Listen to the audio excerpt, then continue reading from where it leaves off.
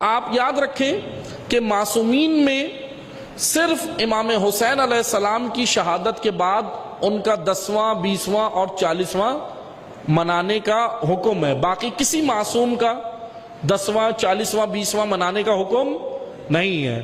اب آپ کا ایک حدیث جو پیش کی جا رہی ہے وہ یہ ہے کہ اچھا حدیث یہ ضعیف نہیں ہے، حدیث صحیح ہے، مستند ہے، لیکن میں اس حدیث کا باطن جو اس کا بیک گراؤنڈ ہے وہ بھی دیکھنا ہے. ایسا تھوڑی ہے کہ بس حدیث ہمارے سامنے آئی اور اس کا بیک گراؤنڈ کیا ہے، کیا امام نے اس کی تشریح کیا ہے، یہ بھی دیکھنی ہے.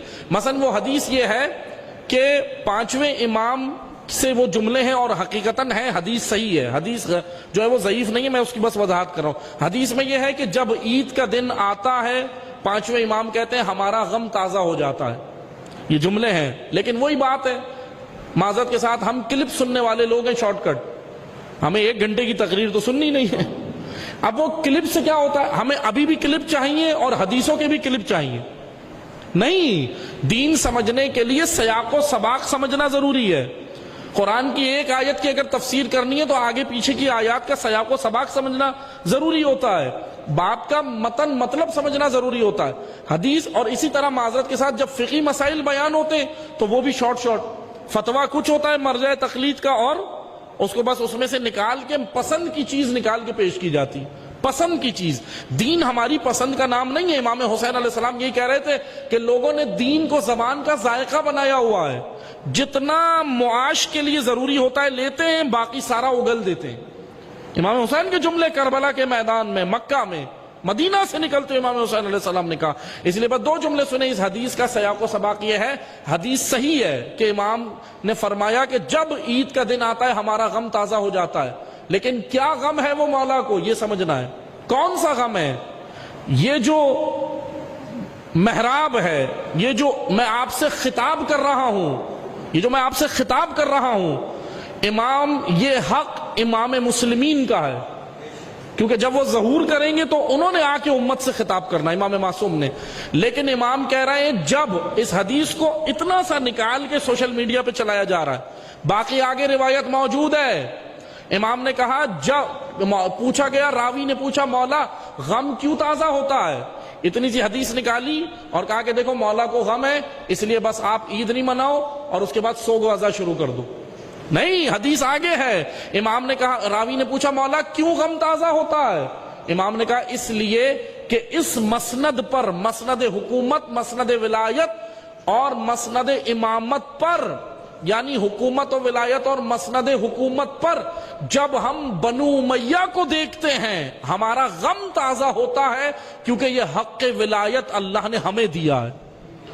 امام نے کہا یہ جو مسجدوں سے بنو امیہ کے کارندے جمعے کے خطبے دے رہے ہیں، یہ جو مسجدوں سے بنو امیہ کے پیڑ لوگ، حکومتوں کے پیڑ بنو امیہ کے جب عید فطر کی نماز پڑھاتے ہیں ہمارا غم تازہ ہوتا ہے کیونکہ یہ حق ہمارا ہے.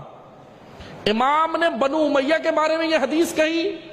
ظاہر بین اور بے شعور لوگوں نے کیا کیا، اس حدیث کو نکالا اور کہا کہ مولا نے سب کو کہا ہے کہ کوئی بھی جمعہ نہ پڑھائے، کوئی بھی عیدین نہ پڑھائے، اور اس لیے بعض لوگ اس بات کے قائل ہو گئے کہ جمعے میں بھی شرکت نہیں کرو. یہ تشیع کے اندر کا معاملہ ہے کہ بھئی ہم جمعہ نہیں پڑھتے، ہم عید بھی نہیں پڑھتے. پوچھیں کیوں نہیں پڑھتے، کہا کہ یہ تو مولا کا حق ہے اور یہ مولوی، شیعہ مولوی بھی کیوں پڑھا رہا ہے. وہ اس بات کے قائل ہیں کہ شیعہ مولوی بھی نہیں پڑھا ہے.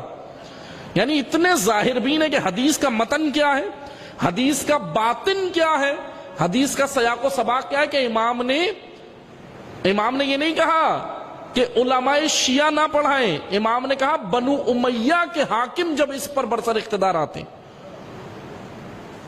یعنی ایسے حکمران، مروان جیسے حکمران جو نشے کی حالت میں نمازیں پڑھاتے ہیں، الیعوذ باللہ، یہ بنو امیہ کے حکمران ہیں. امام نے ان کے بارے میں کہا کہ ان کو جب میں مسند پہ دیکھتا ہوں میرا غم تازہ ہوتا ہے. یہ شارٹ حدیث نکالی اور لوگوں کو پیش کی اور کہا کہ بس جی اب جو ہے وہ مولا کا آج کا دن تو سوگ وضع کا دن ہے، بات ختم ہو گئی.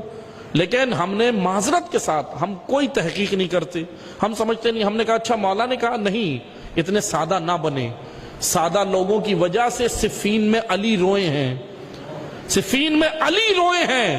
سادہ لوگوں کی وجہ سے امیر شام علی کو نہیں رلا سکا، مرحب علی کو نہیں رلا سکا، انتر عمر ابن عبد ود علی کو نہیں رلا سکا، بے شعور لوگوں نے علی کو رلایا ہے۔ علی کا غم یہ ہے کہ عوام بے شعور نہ ہو، عوام بے شعور ہے، یہ غم ہے مولا علی کا سب سے بڑا۔